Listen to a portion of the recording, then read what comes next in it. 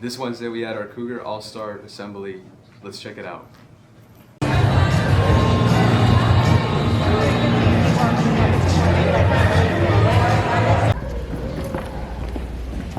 March time. March. Color guard.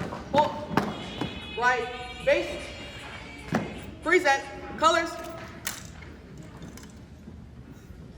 I pledge allegiance to the flag of the United States of America and to the republic for which it stands, one nation, under God, indivisible, with liberty and justice for all.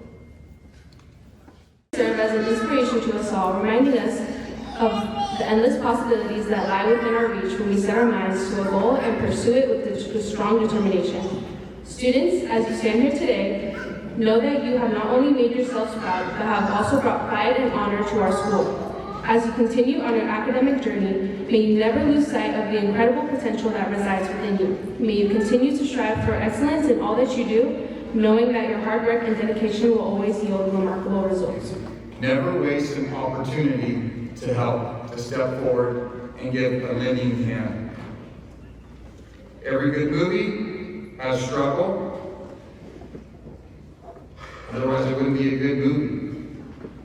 Those struggles and hardships and the things that we overcome often dictate not only our current successes, but also the future successes.